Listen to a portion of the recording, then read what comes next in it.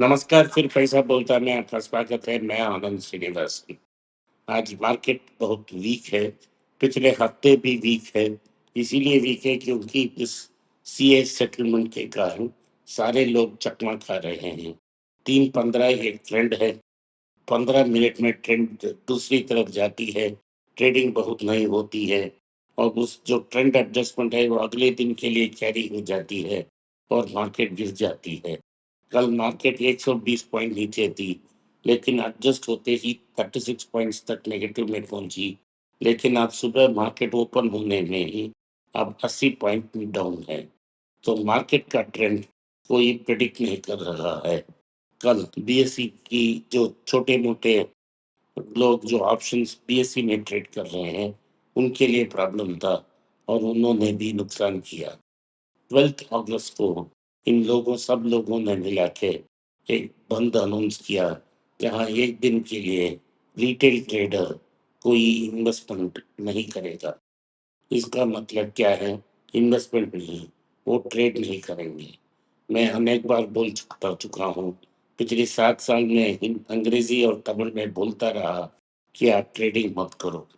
F and O रिट system है, जिसमें बड़े अमेरिकन और यूरोपियन कंपनीज पैसा बनाते हैं और इंडियन रिटेल लूज करता है। अगर 100 लोग ट्रेड करते हैं तो 99% पैसा लूज किए करते हैं। हर एक आदमी एवरेज 1,50,000 का लॉस वो झेल रहा है। ओवरऑल भारत में रिटेल ट्रेड का लॉस 1,45,000 करोड़ तक पहुंच गया है। क्या भी हम करें, लॉस सुनिश्चित है।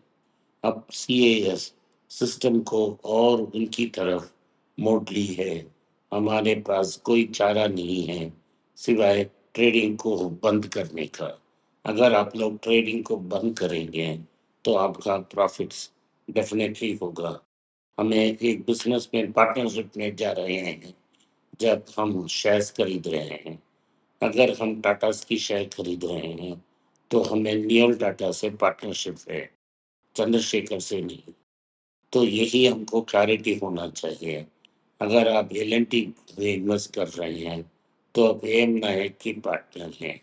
तो अगर आप पार्टनरशिप में बिजनेस चलाना चाहते हैं, एक दिन में आप प्रॉफिटेबल नहीं हो सकते। तो अनेक बार प्रॉफिटेबल होने के लिए बिजनेस में समय बीतना चाहिए। अगर आपने समय बीता नहीं तो आपका प्रॉफिट नहीं होगा। यही मेरा एडवाइस है। इसीलिए मैं कहता हूँ कि आप ट्रेड मत करो। लेकिन आज की मुख्य खबर देखते हैं। मैं अनेक बार बोल चुका हूँ कि अमेरिका में इंटरेस्ट रेट्स का एक बड़ा प्रॉब्लम है। कल रात 30 ईयर बॉन्ड यील्ड 2.5% क्रॉस कर चुकी है। 30 साल की कर्ज के लिए अमेरिका में 2.5% की इंटरेस्ट मांग रही है। ये 2001 के बाद सबसे हाईएस्ट रेट है। इसका मतलब है जब बिल क्लिंटन प्रेसिडेंट होते थे और मैं 33 साल का होता, इस लेवल ऑफ इंटरेस्ट था। अब 26 साल में इतना इंटरेस्ट कभी देखा नहीं। तो इसका मतलब ये है कि मार्केट मांग कर रही है कि US government short term interest rates को बढ़ाए। तो लेकिन मार्केट 2 दिन पहले ये सोच रही थी, क्योंकि 2.6 में कोर इन्फ्लेशन आया, मार्केट टाइम करेगी, फेडरल रिजर्व वेट करेगी।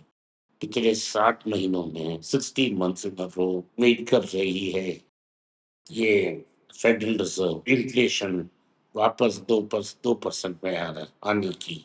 लेकिन 61 months in a row inflation 2% नहीं है। तो इससे फेडरल रिजर्व का क्रेडिबिलिटी बाहर जा रहा है।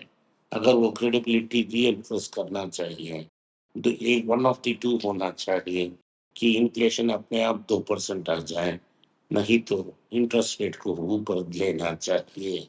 अभी तक वॉश हॉकिश बोल रहे हैं और बोल रहे हैं कि इंटरेस्ट रेट ऊपर जाएगा। कल इंटरेस्ट रेट ऊपर गया तो मार्केट्स ने पुश किया, फेडरल रिजर्व ने कुछ नहीं किया तो गोल्ड ने करेक्ट की।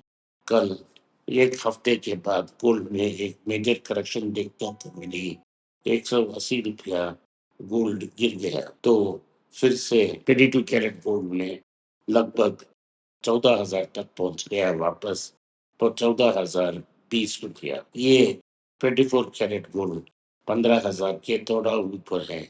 इस मार्केट में अगर इंटरेस्ट रेट बढ़ती है तो गोल्ड करेक्ट कर सकती है। इंटरेस्ट रेट डॉलर और गोल्ड की एक रिलेशनशिप है। जब जब इंटरेस्ट रेट नीचे आती है तो गोल्ड ऊपर जाएगा, जब इंटरेस्ट रेट ऊपर जाएगी डॉलर ऊपर जाएगा, गोल्ड नीचे आएगा। अब गोल्ड शॉर्ट टर्म के लिए, मेरा मानना शॉर्ट टर्म 1 या 2 साल के लिए गोल्ड वही की वही रहेगा। उसके बाद जब अमेरिका इंटरेस्ट रेट काटेगा तभी गोल्ड ऊपर जाएगा। आज की मुख्य खबर हम देखते हैं। मुख्य खबर ये है कि ईरान में कोई टेंशन रिजॉल्व नहीं हुआ है अभी तक। ये ब्लॉकेड चालू है।